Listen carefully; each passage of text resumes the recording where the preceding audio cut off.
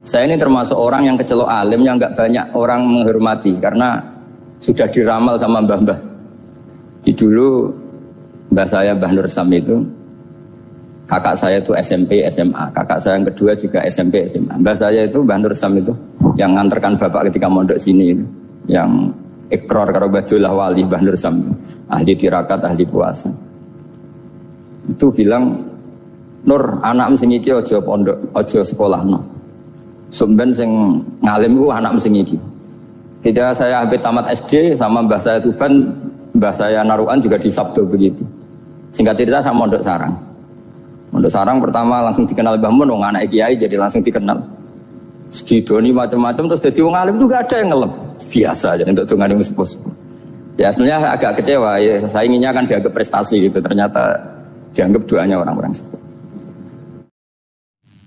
Makanya pernah ada cerita, ini penting saya utarakan ke jenengan. Ada orang kumpul kebo, singkat cerita, kumpul kebo lelaki sama perempuan. Suatu saat Nabi dikasih tahu sama tetangganya, ya Rasulullah, orang yang biasa kumpul kebo itu sekarang sudah nikah. Jawabannya Nabi unik. Alhamdulillah, kira-kira gitu kalau bahasa Indonesia, qad kharaja min sifahin ila nikahin. Dia sudah keluar dari tradisi zina, sekarang dia sudah dengan kehormatan nikah. Maksudnya gini, kalau malam Senin dia belum nikah, kumpulnya kan masih kumpul kebo bertahun-tahun gitu. Paginya dia nikah, malamnya kumpul sudah kumpul sunnah karena sudah nikah. Jadi tak sama seperti tadi. Kalau dia belum melafadzkan kalimat tauhid, ya statusnya dia kafir. Sekali melakukan kalimat tauhid, ya statusnya dia muslim atau mukmin. Sama.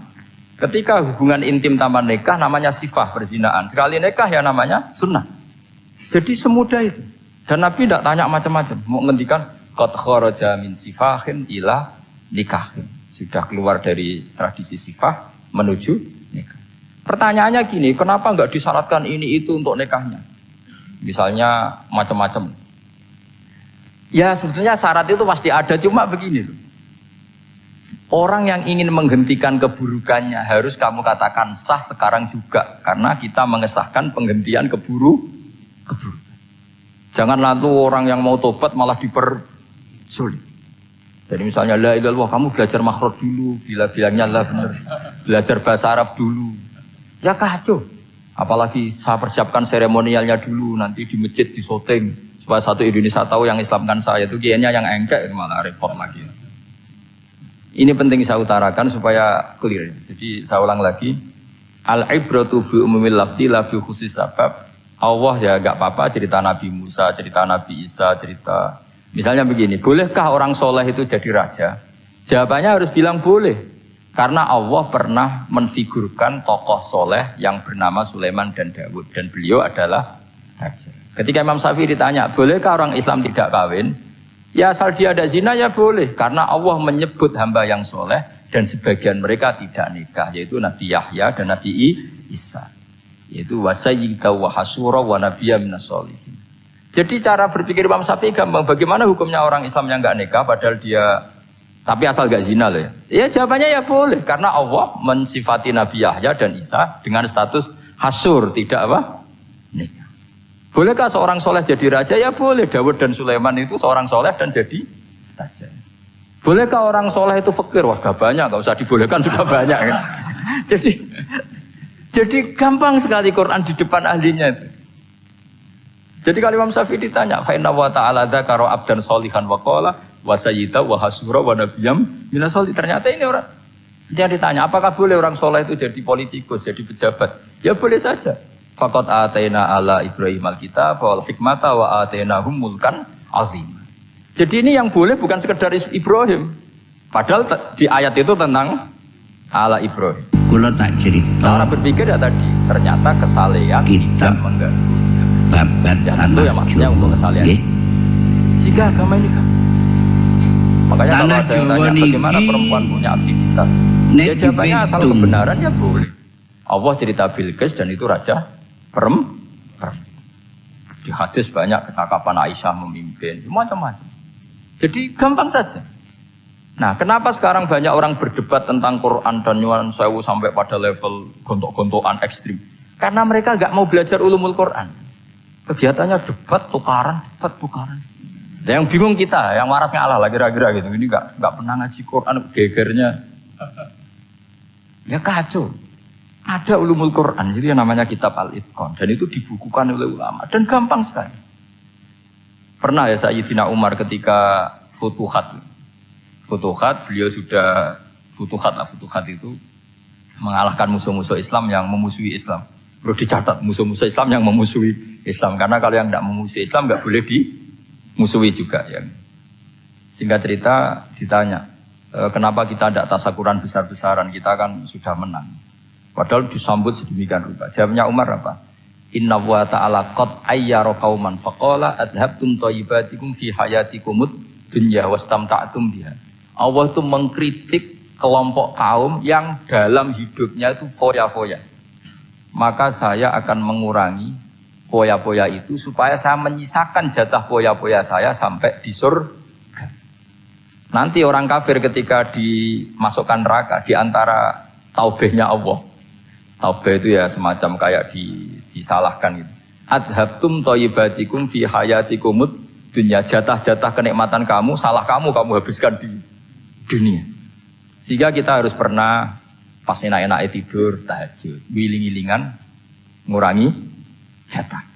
Sayyidah Aisyah tuh cantik sekali, tapi sudah turu mujur di depan Nabi tetap sholat. Kalau sampai istrinya tidak cantik saja nggak pernah tahajud. Itu masalah besar. Itu Aisyah itu kenangannya Aisyah. Saya ini kurang cantiknya. Sampai Nabi kalau sholat digoda tidur di depannya masyhur. Wa ana mu'taridhatun. Saya tidur malang di depan Nabi. Nabi kalau berdiri sikilnya aku tak dlojorno. Kalau Nabi mau sujud tak ingkretno. Nabi terus saja tahajud. Dan saya yakin itu sunnah, tidak ada yang niru itu. Aisyah loh, bukan yang Saudah, Aisyah. Di semua riwayat itu, kalau Saudah kan mungkin, wah pantesan Saudah kan gitu. Ini Aisyah. Terus ada cerita lagi, betapa Rasulullah memang Nabi betul. Aisyah itu istrinya paling cantik. Kan yang nyanyi cantik itu hanya Aisyah, Zainab sama Sofia. Kira-kira rivalnya itu. Ya rivalnya itu, kira-kira. Yang sebagian ya cantik tapi enggak sekelas ini. Rasulullah itu malam-malam keluar. Terus pikiran Aisyah, pasti ke sebagian rival saya. Doroh itu maru kalau coba. Dibuntuti sama Aisyah. Nabi enggak tahu kalau dibuntuti Aisyah. Ini hadis riwayat doa masuk kuburan. Maka, jadi hadis itu ya unik. Kalau enggak di tangan ulama itu jadi kacau. Babu doa li ahlil kubur. Bab mendoakan ahli kubur itu babnya itu tentang cemburu. Walhasil karena Nabi keluar, wah ini mesti itu enggak benar ini. Paling ke Sofia atau ke ya pokoknya Zainab, pokoknya yang cantik-cantik. Ditututi sama siapa Aisyah. Nabi enggak tahu hal itu. Ternyata Nabi itu kebaki itu assalamualaikum daraqaumil mukminin wa inna insyaallah bikum lahikun. Jadi barokahnya cemburu, hadis itu ada rawinya. Oh, ternyata ke kuburan toh. Itu sampai pulang, jadi hadis itu diriwayatkan Aisyah. Ghirtu itu cemburu, saya ini cemburu sama Nabi. Malam-malam itu, wah tak tututi juga mau kuburan. Lah, sahabatnya tanya, muridnya Aisyah, lalu baca apa? Assalamualaikum daraqaumil mukminin wa inna insyaallah bikum lahikun. Kalau sampean kan enggak, dibuntuti tok bar tenan. Mesti barbaran. Jadi ini penting saya utarakan. Jadi coba ulumul Quran dikaji secara baik. Insya Allah nanti maknani Quran itu mudah. Karena memang sesuatu itu harus ada ilmu. Ya sesuatu itu harus ada ilmu. Banyak ulama itu nangis karena mudah memahami rahmat Allah. Abu Yazid Al-Bustami itu jadi wali bukan karena banyak wiridannya, enggak. Dia setiap makan itu memuji begini, ya Allah, Engkau itu tidak butuh saya, tapi kenapa ngasih makan saya? Kalau majikan ngasih makan karyawannya kan supaya mau kerja. Semua kebaikan manusia itu pasti ada imbalannya. Tapi engkau itu tidak butuh apa-apa, kenapa ngasih nikmat kepada manusia padahal engkau tidak butuh? Itu kan aneh betul. Kalau apapun ikhlasnya orang, kalau ngasih itu kan ada maunya. Meskipun sudah bilang ikhlas. Oh sudah, tapi kalau Allah itu tidak butuh. Misalnya ada orang nyumbang masjid ikhlas, tetap di hatinya, benak Jumatan Pak Quran yang dindi, tetap ada kepentingannya. Tapi kalau Allah, sehingga cara mensifati Allah itu luar biasa. Makanya orang jadi wali itu diantara kata Rasulullah, Inna woha la yardu anil abdi idha akalal aklah fayahmaduhu alaiha au yashrubah syarbah fayahmaduhu alaiha. Allah itu sangat ridho. Orang jadi wali itu kan diridani Allah. Allah itu sangat ridho kalau seseorang makan, kemudian dia muji Allah. Coba apa hebatnya Donald Trump kalau nggak makan ya lemes mati. Apa hebatnya presiden seluruh dunia kalau nggak makan ya lemes mati. Orang yang katanya paling top di dunia, itu nggak makan kangkung nyatanya ya lemes. Hebatnya di mana? Yang kita puji-puji hebat, ternyata kalau nggak makan itu lemes. Pak Rektor nggak makan lemes, apalagi Pak Onwel nggak makan lemes. Hebatnya apa coba? Nah, terus kelihatan wa khuliqal insanu dhaifa. Makanya ketika Allah mengingatkan orang yang menyembah Isa, Allah hanya menghentikan gini, karena yakulani to'am. Isa dan ibunya itu makan. Maksudnya kalau nggak makan itu ya Kamu kebayang nggak punya Tuhan terus, Pak Tuhan jangan lemes, monggo dariin. Kayak apa malunya kita punya Tuhan kalau nggak makan apa? Lemes. Terus nanti cerita, alhamdulillah tadi Tuhan mampir sini. Tadi lemes lah tak kasih makan, bergas lagi. Makanya Allah kritiknya mesti sederhana, karena yakulani to'am. Kok kamu Tuhan kan gimana? Ini kalau nggak makan itu. Tapi kita sering keliru mengatakan Presiden Amerika itu superpower hebat. Hebatnya di mana seorang manusia? Kalau nggak makan ya. Ini makanya Allah ngendikan wa khuliqal insanu dhaifa. Sehingga banyak para wali itu dekat Allah ketika makan. Bukan apa karena tadi makannya itu enggak kayak sampai makan banyak lahap segala-galanya udah gitu. Itu enggak setiap makan ya Allah betapa lemahnya saya. Yang katanya rektor, yang katanya profesor, katanya orang alim kiai. Katanya pengurus NU, pengurus Muhammadiyah, ternyata kalau udah makan lemes. Kerennya di mana lemes? Sehingga terus tawadu, terus macam-macam. Jadi ini penting. Jadi Allah mengingatkan manusia itu dengan makan.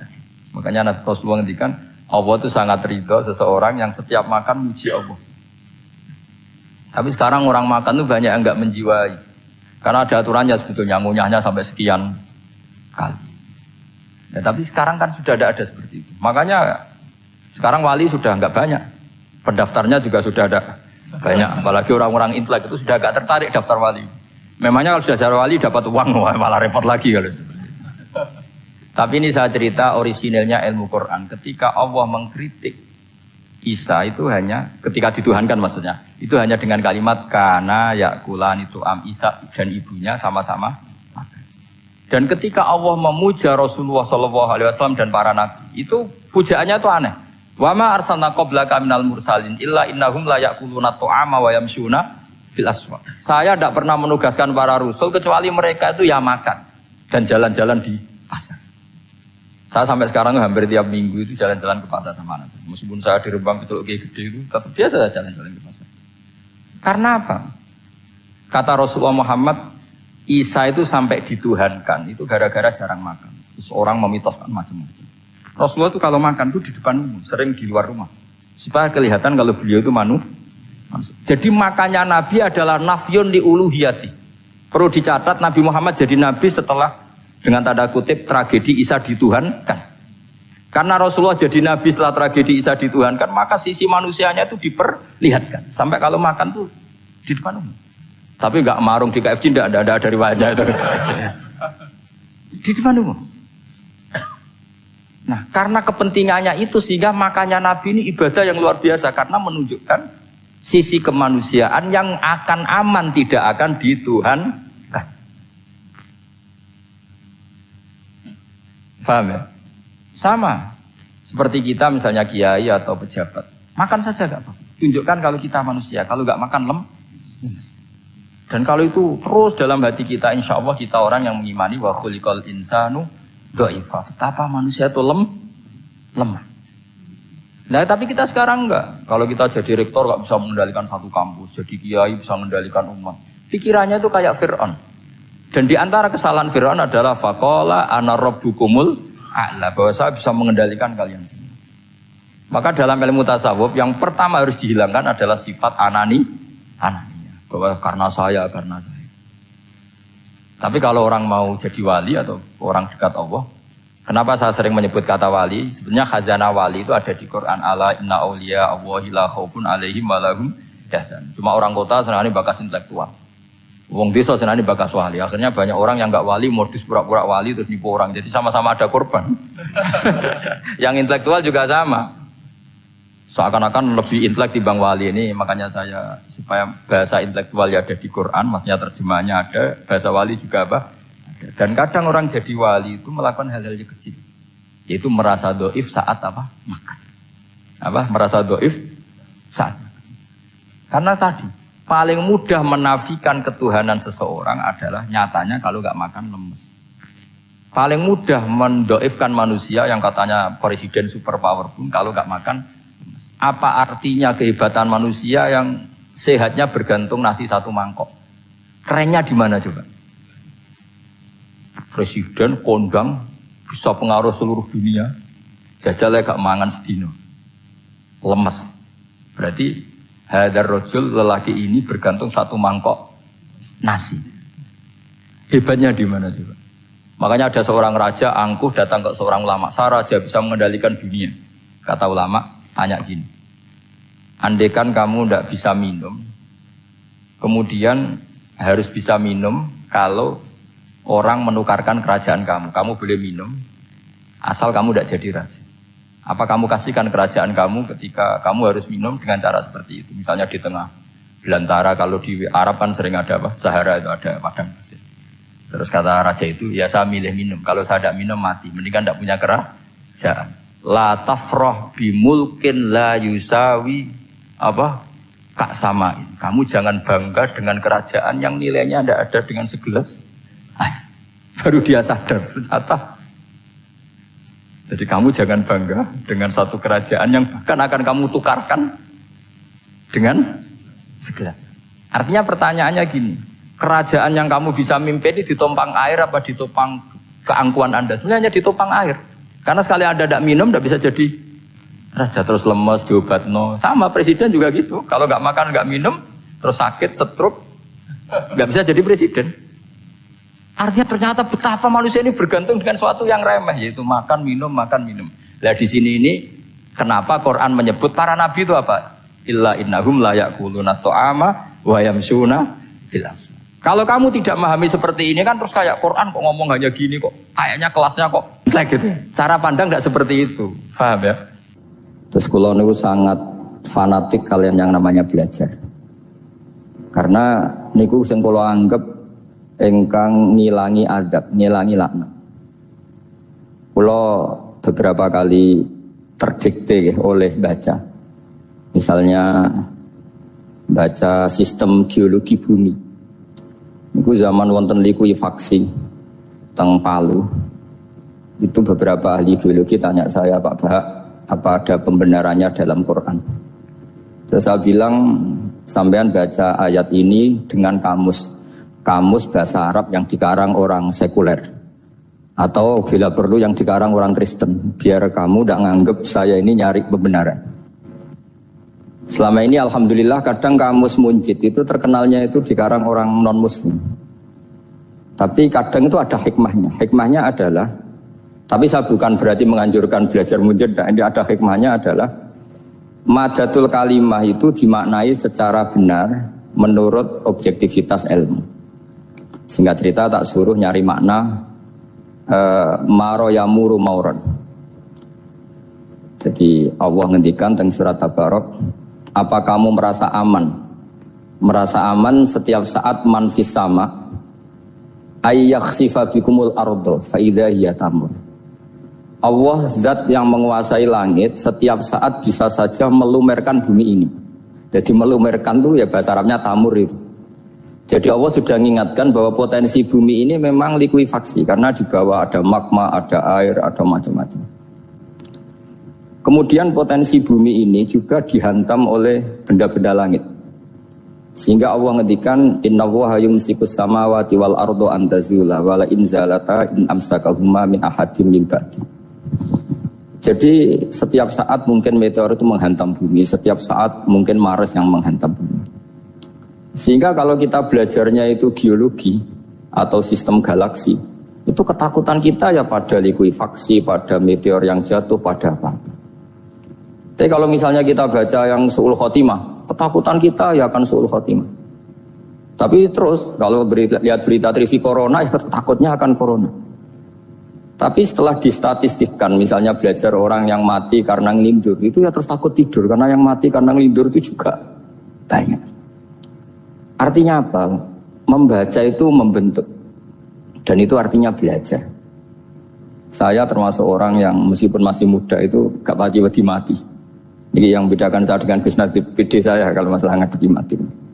Karena bukan berarti saya mesti soleh, mesti husnul khotimah, ya enggak. Ada istilah mati yang menyenangkan dalam diri manusia, yaitu Nabi ngendikan Allahumma ahyini maka natil hayatu khairan li wa tawaffani maka natil wafatu khairan li. Sebagian doa Allahumma ij'alil hayata ziyadatan li fi kulli khairin wal mauta rahatan li min kulli syarrin. Jadi mati itu akhir dari maksiat saya atau akhir dari potensi maksiat saya.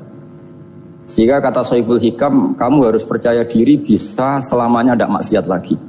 Orang kan tanya, masa manusia tidak bisa maksiat lagi? Ya bisa saja kamu pas toat terus mati, berarti sudah tidak bisa maksiat. Jadi ulama itu melihat mati itu akhir dari segala maksiat atau potensi maksiat. Di sini hebatnya lagi-lagi GNU itu. Bohong fasik gendo kayak apa kalau mati saya ge. Tonggone menang kabeh, saya ge menang kabeh. Sesuai kayak ini saya nih mun mboten saged maling, mboten saged korupsi. Oh nggih saya ini. Itu satu ilmu yang luar biasa. Meskipun ya tentu agak ngawur. Tapi itu bagus. Secara ilmu bagus karena al-maut adalah rohatun min kulli syarr. Lagi-lagi yang menyelamatkan itu illa aliman au muta'alliman. Proses belajar mengajar. Saya baca banyak tentang halal haram dalam kitab Imam Ghazali itu, tak ulang berkali-kali. Saya tuh dulu ya gak paham, karena kitab paling susah di bab Imam Ghazali itu menurut saya kitabul halal wal haram. Termasuk bagaimana cara ngelola amwalus salatin yang terkenal korup, sementara menyumbang kamu sebagai jaizah, sebagai hadiah untuk para kiai atau untuk para guru. Itu perdebatannya ulama itu macam-macam. Ada yang bilang haram karena itu potensi haram atau memang benar-benar haram. Ada yang bilang boleh karena kalau yang pakai kamu untuk kebaikan, kali dipakai mereka ruwet. Kebetulan yang partai ini lebih besar Mas Nadif. Ya alhamdulillah. Terus dikiaskan sama ghanimah. Lagi-lagi karena baca, saya itu pernah ditanya seorang dosen di Jogja. Gus, saya ini muslim mulai kecil dan saya peneliti, saya pernah sekolah di mana-mana. Yang ganjil dari saya tentang Islam itu satu, yaitu ghanimah. Kok kayak Islam tuh rampok gitu ya, perang sudah orang kafir tuh kalah, hartanya diambil gini-gini. Ya ghanimah. Terus saya memberi analogi, kalau ada garong ke kamu, bawa senpi, bawa pedang, terus kamu mengalahkan garong itu, alat-alat itu kamu kembalikan apa kamu sita? Ya saya sita, nanti dipakai garong lagi. Ya kira-kira seperti itu. Kalau dikembalikan ke orang kafir berarti menjadi kekuatan kekafiran lagi dan itu harbi. Dia baru nerima. Lagi-lagi ini barokahnya baca. Makanya saya diminta sama sini ya saya tentu faktor hormat karena bapak saya memang dulu ngaji sama Badullah. Mbah saya itu terkenal wali yang bapaknya bapak. Itu kalau kesini nyifati Badullah pun satu. Nur disitu mondok gini itu enggak apa-apa. Pondok elek lah, kiaimu wali. Zaman itu bapak itu di kamar kursi ya masih ada kakinya. Saya dulu sering dijak ke sini sama bapak. Jadi mbah saya itu terkenal wali dulu.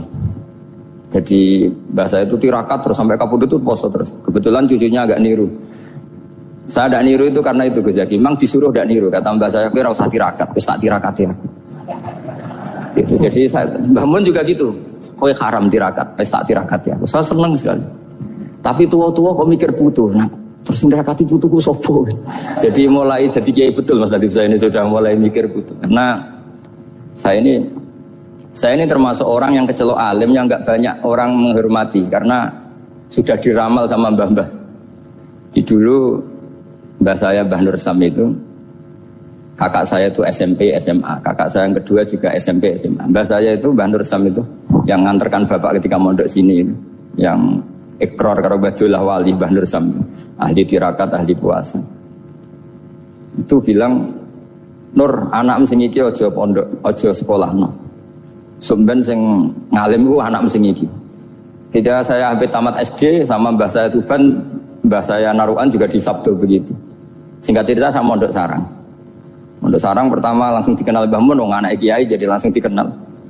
Didoni macam-macam terus jadi wong alim juga ada yang ngelem. Biasa aja untuk tungan yang sepuh. Ya sebenarnya agak kecewa ya, saya inginnya kan dianggap prestasi gitu, ternyata dianggap doanya orang-orang sepuh. Ya makanya kula niki ya rodok ya syukurlah sama Bang Mutamakin sama semuanya karena Ya karena tadi, kenapa saya harus cerita ini? Quran sendiri mengakui bahwa orang soleh itu diantara aturannya adalah dzurriyyatam ba'duha min ba'd. Meskipun Allah bisa bikin orang soleh dari mana saja, tapi yang legitimit itu memang dzurriyyatam ba'duha min ba'd. Dan kata dzurriyyah itu tasmalu auladal inas, kata Ibnu Hajar al-Asqalani, memasukkan turunan yang dari ibu. Meskipun tentu secara wali nikah atau secara disiplin nasab dari ibu itu tidak ngefek. Tapi dari segi fa'innal irqadassas, bahwa sistem tubuh kita itu tetap ada gen dari seorang apa? Ibu. Sehingga banyak ulama tafsir mengatakan dzurriyyah itu tasmalu auladal inas. Dzurriyyah itu memasukkan turunan dari apa? Ibu. Bapak saya itu nasabnya nasab wali, jadi babahnya itu suka tirakat, suka. Ibu itu nasab kiai. Jadi kalau bapak wiridan itu, kalau istiqomah itu disalahkan sama keluarga ibu. Istiqomah itu salah. Karena ijabu malam yajib, mewajibkan sesuatu yang tidak wajib. Itu masalah secara ilmiah. Mbak Mun itu sering kritik kalau ada pondok kok wajib puasa, wajib merawat itu sering kritik. Itu secara fikih bahaya. Ijabu malam yajib, mewajibkan sesuatu yang tidak wajib. Dan itu kriminal dalam bab fikih. Betul itu, sama cari di Sulam Taufik. Babnya itu ngeri, ijabu malam yajib itu tidak dihitung minal kabair. Dicari sendiri itu di bab Sulam Taufik, tidak perlu saya sebut, itu parah betul malah cara menvonis Abdullah bin Husain bin Thohir di Sulam Taufik. Ijabu malam yajib. Tapi pondok-pondok yang tirakat tidak kurang dalih. Niki boten majibaken, ngelatih. Boten majibaken tapi napa? Nah, silsilah dari keluarga ibu itu suka ilmu. Sehingga Abdullah bin Mas'ud itu tiap hari itu mensweeping orang yang sering duha. Kalau ada orang duha istiqomah itu disweeping. Awas, harus seminggu sekali, nggak boleh tiap hari. Masa sholat fardu kamu saingi sholat duha? Nggak boleh, fardu tersaingi. Itu Abdullah bin Masyhur, sampai cari di Al-Hunjah ini. Sayyidah Aisyah kalau ada orang duha tiap hari dimarahin. Dan itu secara konstitusi ilmu benar, karena Nabi Qiyamul Lail Ramadan itu hanya 4 hari yang dipandu. Lainnya itu enggak. Khasyata ayyufradu alaihim, kalau dalam sahih takut dianggap fardu. Akhirnya istiqomah itu masalah di keluarga saya yang dari ibu. Nah kebetulan kita ini suka ada istiqomah, akhirnya ya seperti ini. Tapi ini ilmu harus kita bicarakan. Tapi yang istiqomah, Bapak itu pengagum Badulah. Bapak itu suka sama istiqomah karena punya guru dulu Ki Zubaidi istiqomah, Badulah istiqomah. Tapi jangan kira Badulah itu hanya istiqomah. Saya punya sanad banyak, mungkin Gus Zaki lebih tahu. Sering saya diceritain Bapak. Badulah itu nak ambek wong fasih nemen-nemen itu rapati cocok. Senajan to majibno fasih. Tak takoki iki nopo. Empuk nak ke fasihan darani wong awam untuk ganjaran. Mergo macane Quran gak fasih. Padahal untuk ganjaran mergo seneng Quran. Jadi terus tak takoki bapak, niku saged damel syarat mboten? Ya ora kenek, pokoke ngono. Jadi go ngekrori. Artinya beliau ndak ingin lah gara-gara kita terlalu pakem tajwid kemudian menganggap siapa saja baca Quran salah kemudian tidak dapat pahala. Bisa saja hamalahum ala ayaqraul Qur'an apa mahabbatuhum wa iskuhum wa kada wa kada. Jadi akhirnya saya jadi tahu. Oke, secara makhraj salah, tapi iseknya benar, mahabbahnya benar, brontonya benar. Jadi sebetulnya Badulah itu punya sekian makalah tentang ilmu. Hikam juga gitu. Nur nak cah santri ngaji Ihya itu jauh oleh. Saya nak ngaji Hikam mojo. Maksudnya beliau entah kalau setelah itu Badulah itu melarang siapa saja santri ngaji Hikam itu dilarangnya ada kelas tertentu untuk boleh ngaji Hikam. Nah kenapa saya cerita ini? Karena saya masih ingat betul di antara wasiatnya Mbah Mun itu. Pirro sebab apa Fatihah kok ihdinas siratal mustaqim, bukan siratoka tapi siratal ladzina an'amta alaihim.